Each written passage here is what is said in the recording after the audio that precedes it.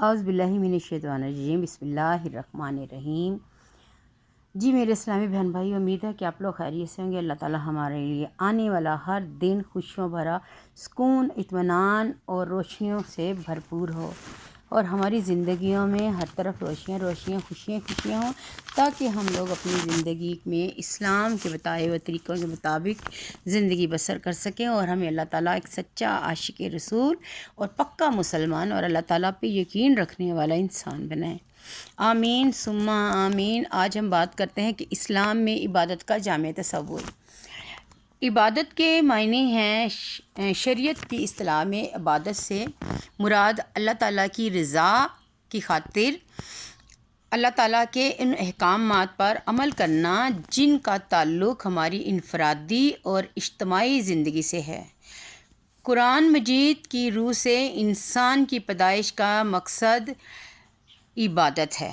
اللہ تعالیٰ کا ارشاد ہے، اور میں نے جنوں اور انسانوں کو صرف اس لیے پیدا فرمایا کہ وہ میری عبادت کریں۔ مشرک اپنے معبودوں کو، یعنی معبود بت وغیرہ تھے، انسانوں کی طرح سمجھتے تھے۔ ان کا خیال تھا کہ ان معبودوں کو نذرانوں اور خوشامدوں کے ذریعے خوش کیا جا سکتا ہے۔ بعض لوگوں کا خیال تھا کہ انسان دنیاوی زندگی سے الگ تھلگ ہو کر ہی اللہ تعالیٰ کا قرب حاصل کرتا ہے، یعنی کہ جیسے کہ راہب ہو جاتے تھے وہ لوگ، دنیا چھوڑ کر جنگلوں میں جا کر عبادت کرنا شروع کر جاتے تھے، کہ یعنی کہ ہم نے اب اللہ تعالیٰ کی ہی عبادت کرنی ہے، ہم نے دنیا سے کوئی تعلق نہیں رکھنا۔ لیکن اسلام ایک ایسا مذہب ہے جو ضابطہ حیات ہے، جس نے زندگی کے ہر پہلو پہ ہماری رہنمائی فرمائی ہے، اور انسان کو معاشرتی حیوان، یعنی کہ معاشرے میں رہتے ہوئے اپنے دوسرے سارے رشتے نبھاتے ہوئے ہی اللہ تعالیٰ کی عبادت کرے۔ کیسا ہے؟ ہاں جی، وہ دنیا چھوڑ کر عبادت کا سمجھتے تھے کہ چلے جائیں۔ اسلام میں عبادت کا تصور ان دونوں طریقوں سے بالکل مختلف۔ اسلامی تعلیمات کے مطابق انسان اللہ تعالیٰ کا بندہ ہے۔ اللہ تعالیٰ انسان کا مالک حقیقی ہے، جس نے انسان کو زمین کی خلافت عطا فرمائی۔ سبحان اللہ۔ انہوں نے اپنے اختیارات کے مطابق انسان اللہ تعالیٰ کا بندہ ہے، یعنی کہ اللہ تعالیٰ کا بندہ ہے، تو اللہ تعالیٰ نے اپنی خلافت اس کو زمین کی دے دی۔ اس نے کہا اپنے کچھ اختیارات عطا کیے، کچھ ذمہ داریاں دی ہیں، اور کچھ اللہ تعالیٰ نے خدمات بھی اس کے سپرد کی ہیں۔ اس دنیا میں انسان کا کام ان ذمہ داریوں کو ادا کرنا ہے، اللہ تعالیٰ کے سپرد کی ہوئی خدمتوں کا سر انجام دینا ہے۔ اسلام کے تصور عبادت میں یہ بات بھی شامل ہے کہ انسان کی ساری زندگی اللہ تعالیٰ کی بندگی میں بسر ہو، اس کی زندگی کا ایک لمحہ بھی اللہ تعالیٰ کی عبادت سے خالی نہ ہو۔ اس دنیا میں انسان جو عمل بھی کرے اللہ تعالیٰ کے بتائے ہوئے طریقوں کے مطابق کرے، اس کا سونا، جاگنا، اٹھنا، بیٹھنا، کھانا، پینا، الغرض ہر کام اللہ تعالیٰ کے حکم کے مطابق ہو۔ عبادت کی مختلف صورتیں اور قسمیں ہیں۔ انسان کا ہر وہ قول یا عمل جو اللہ تعالیٰ کو راضی کرنے والا عبادت کہلاتا ہے۔ نماز، روزہ، حج، زکوٰۃ، سچائی، ایمانداری اور والدین سے حسن سلوک، صلہ رحمی، رشتہ داروں سے اچھا سلوک، اچھے کام کرنا، اچھے کام کا حکم دینا، برے کام سے منع کرنا، یتیموں، مسکینوں، بیواؤں کی مدد کرنا، دعا، اذکار، تلاوت، صبر، شکر، توکل وغیرہ سب عبادات کی مختلف صورتیں ہیں۔ اسلام میں عبادت کو فرض، سنت اور نفل میں تقسیم کیا جاتا ہے۔ وہ عبادت جس کا کرنا، یعنی کہ وہ عبادت جس کا کرنا لازم ہو اور نہ کرنے کو سزا ہو، اسے فرض کہتے ہیں۔ یعنی کہ ہمیں جو عبادت کرنے کا حکم ملا، اگر ہم وہ نہیں کریں گے تو ہمیں اس پہ سزا ملے گی، وہ ہمارے پہ فرض ہے۔ اور سنت سے مراد وہ کام ہے جو فرض نہیں ہے، لیکن اگر کیے جائیں گے تو بہت ثواب ملے گا، اسے ملتا ہے۔ نفل سے مراد ہر وہ کام جو فرض، سنت یا سنت تو نہیں مگر نیکی ہے، وہ نفل ہے۔ سنت کا ثواب نفل سے بھی زیادہ ہے۔ سمجھ آئی کہ دیکھیں اسلام میں جو ہم پہ فرض ہے، یعنی کہ ہم وہ عبادت نہیں کریں گے تو ہمیں اس کی سزا ہے اور وہ فرض ہے، لیکن جو ہم لوگ سنت کرتے ہیں نا کہ جو ثواب کی نہ کر سکے ہمیں ثواب ملے گا، اس کا بہت ثواب ہے۔ اور جو فرض نہیں ہے، سنت نہیں ہے مگر نیکی ہے، نیکی سمجھ کے کریں گے تو سنت کا ثواب نیکی سے بھی زیادہ ہے۔ عبادت میں حالت احسان، احادیث میں جبرائیل علیہ السلام کے مطابق ایک دن حضرت جبرائیل علیہ السلام انسانی شکل میں نبی کرم صلی اللہ علیہ وآلہ وسلم کی خدمت میں حاضر ہوئے اور کچھ سوالات کیے۔ ان میں سے ایک سوال یہ تھا کہ احسان کیا ہے؟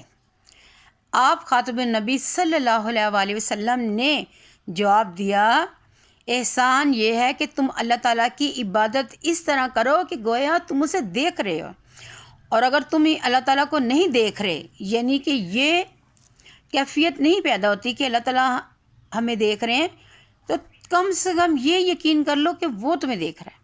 یعنی کہ اگر یہ نہیں ہے نا کہ ہم اللہ کو دیکھ رہے تو اب یہ تصور کریں کہ وہ ہم لوگوں کو دیکھ رہا ہے۔ ہمیں جب یہ اگر بعض دفعہ میں نے بلکہ اکثر لوگ ہوتے ہیں کہ جب بھی نا عبادت کر رہے ہیں تو وہ یہ دیکھتے ہیں کہ اگر انہیں کوئی غور کر رہا ہے یا دیکھ رہا تو ان کی عبادت جو سی ہے وہ اس میں بڑی ترتیب سی شامل ہو جاتی ہے، اور وہ بڑا اس کے ساتھ نماز پڑھتا ہے کہ جی میں تو بالکل صحیح نماز پڑھ رہا۔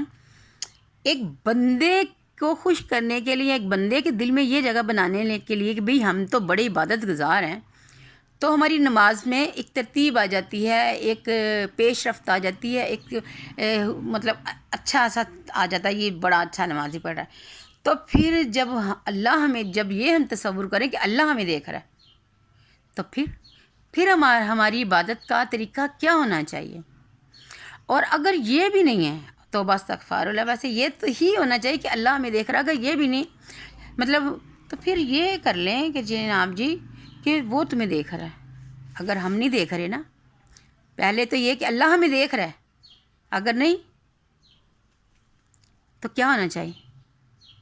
دو تصور ہیں کہ اللہ آپ کو نہیں دیکھ رہا، ٹھیک ہے، لیکن یہ کرو کہ وہ تمہیں دیکھ رہا ہے۔ اگر اللہ تم کو دیکھ نہیں رہا، یعنی کہ کیفیت نہیں پیدا ہوتی کہ تم پر یقین رکھتے ہیں کہ وہ تمہیں دیکھ رہا ہے، چلو ان میں سے ایک ہی بات اب یاد رکھے کہ ہم اس کو دیکھ رہے ہیں، یہ اللہ ہمیں دیکھ رہا ہے۔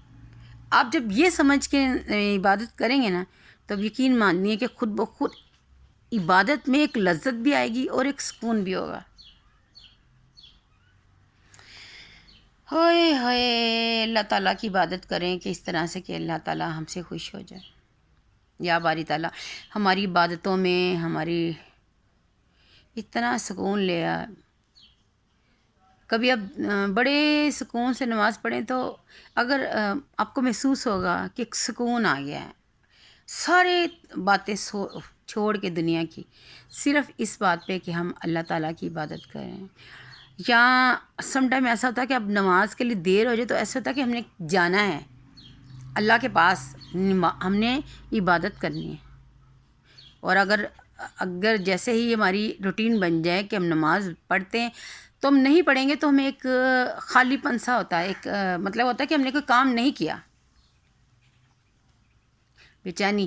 تو وہ ہے کہ ہماری نمازیں، ہماری عبادت اللہ قبول کر رہا ہے کہ ہمیں اگلی نماز کا انتظار ہوتا ہے، کب ہوگا ٹائم اور ہم کب نماز پڑھیں گے۔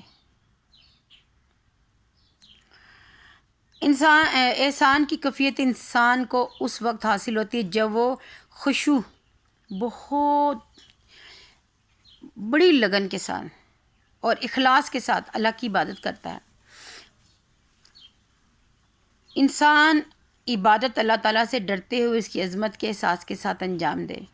اخلاص کے معنی ہیں انسان عبادت صرف اور صرف اللہ تعالیٰ کی رضا کے لیے کرے، اور عبادت میں جب ہم عبادت کرتے ہیں نا تو اس میں کھلا اور دکھاوا اور ریاکاری نہیں ہونی چاہیے۔ اسلامی شریعت کی روشنی میں سب سے بہترین عبادت وہ ہے جو مستقل مزاجی کے ساتھ کی جائے۔ ایک عمل کو کبھی کرنا اور کبھی چھوڑ دینا پسندیدہ نہیں۔ انسان عبادت کا جو عمل کرے اسے باقاعدگی کے ساتھ کرے۔ نبی کرم صلی اللہ علیہ وسلم نے فرمایا، اللہ تعالیٰ کے نزدیک سب سے زیادہ پسندیدہ عمل یہ ہے کہ ہمیشہ ہو، یعنی کہ پسندیدہ عمل وہ ہے جو ہمیشہ ہو، خواہ وہ تھوڑا ہی کیوں نہ ہو۔ یعنی کہ اللہ تعالیٰ کو یہ پسند ہے کہ آپ عمل کریں ایک عبادت میں، لیکن اس کو پورے خلوص اور اس نیک نیتی سے کریں، چاہے وہ چھوٹا سا ہی کہنا۔ اسلام میں نماز، روزہ، حج اور زکوٰۃ کی باتیں فرض کی گئی ہیں، جس کے نتیجے میں انسان کی تربیت ہوتی ہے اور زندگی کا ہر عمل سوچ سمجھ کر کرتا ہے۔ اسی بنا پر ان فرض عبادات کو ارکان اسلام کا حصہ قرار دیا ہے۔ نماز انسان کے ذہن میں یہ احساس پختہ کرتی ہے کہ وہ اللہ تعالیٰ کا ایک عاجز بندہ ہے۔ نماز انسان میں فرض شناسی، ضبط نفس اور مساوات کے یقین کو پختہ کرتی ہے۔ روزہ احساس بندگی، قانون کی پابندی اور دوسرے انسانوں سے ہمدردی اور غم گساری کے جذبات کو مضبوط کرتا ہے۔ زکوٰۃ جناب جی نہ صرف مال کو پاک کرتا ہے بلکہ اس سے باہمی تعاون کا جذبہ بھی پروان چڑھتا ہے۔ حج امت مسلمہ کے اتحاد کا درس دیتا ہے اور انسان میں اللہ تعالیٰ کی رضا کے لیے جانی اور مالی قربانی دینے کا جذبہ پیدا کرتا ہے۔ یہ دعا کریں کہ یا اللہ باری تعالیٰ کو ایسا سبب بن جائے کہ میں بھی حج ادا کر لوں۔ وسیلے نہیں، وسیلے بنانے والا تو وہ ہے۔ ایک آدمی ریڑھی لگاتا تھا تو وہ حج پہ جا رہا، تو لوگوں نے کہا یار تم کہاں حج پہ جا رہے ہو، تم تو ریڑھی لگاتے۔ بڑے سال ہو گئے یہ میں نے بات پڑھی، لیکن میرے ذہن میں نقش شوق رہ گئی ہے۔ اس نے کہا ریڑھی میں لگاتا ہوں، میرا رب نہیں۔ یعنی کہ میں تو ریڑھی لگاتا ہوں، تو دینے والی تو اللہ کی ذات ہے، وہ تو ریڑھی نہیں لگاتا نا۔ وہ کب وسیلے پیدا کر دے وہ جانتا ہے، کیسے کر دے یہ جانتا ہے، وہ سب جانتا ہے۔ بس اس پہ یقین رکھ لیں تو بے شک ہمارا ہر مسئلہ، ہر پریشانی، دکھ تکلیف خود بخود ختم ہو جائے گی۔ ہم سوچتے بھی نہیں ہیں اور اللہ کہاں سے ہماری راہیں نکال لیتا ہے۔ اللہ بڑا رحیم ہے، اللہ بڑا کریم ہے، اللہ تعالیٰ بہتر کرتا ہے۔ اسلام میں عبادت کا مقصد یہ بھی ہے کہ انسان ہر کام میں اپنے آپ کو اللہ تعالیٰ کے سامنے جواب دہ محسوس کرے۔ گھر میں والدین کے ساتھ، محلے میں پڑوسیوں کے ساتھ، اپنے معاشرے میں دوستوں کے ساتھ، کاروبار میں دوسروں کے ساتھ معاملہ کرتے ہوئے اللہ تعالیٰ کی قائم کردہ حد کا پابند رہے۔ یعنی کہ اسے معلوم ہو کہ یہ میں جو کام کر رہا ہوں میرے اللہ تعالیٰ کو پسند نہیں ہے۔ جیسے کہ کچھ صحابہ یا کچھ لوگ جب مال بیچتے تھے، اگر اس میں کوئی نقص ہوتا تھا تو وہ بھی بتا دیتے تھے کہ بھئی اس میں یہ نقص ہے۔ یعنی کہ مال جو لینے والا اس کو تو نہیں نہ پتا کہ اس میں کیا نقص ہے یا کیا مسئلہ ہے، لیکن نیک بندے جو ان سے ہوتے ہیں وہ اس میں نقص بتا دیتے ہیں کہ بھائی صاحب اس میں یہ مسئلہ ہے، اس لیے میں کم بیچ رہا ہوں، یا آپ نے خریدنا ہے تو خرید لیں، اگر نہیں تو آپ کی مرضی۔ اللہ تعالیٰ ہم لوگوں کو ایسے ہی اپنی راہ پر نیکی سے اور مضبوطی سے قائم رہنے والا انسان بنائے۔ اللہ تعالیٰ ہم سب کا حامی و ناصر ہو، اور اپنا خیال رکھیے گا، دعاؤں میں یاد رکھیں۔ میری ویڈیو کو زیادہ سے زیادہ لائک اور شیئر کریں، سبسکرائب کریں، اور جناب جی واچ ٹائم بڑھائیں تاکہ میں جس نیک مقصد کے لیے میں نے چینل بنایا ہے وہ میرا جلد سے جلد پورا ہو جائے۔ دعاؤں میں یاد رکھیے گا۔ ملتے ہیں پھر کسی اچھی بات کے ساتھ۔ اللہ حافظ۔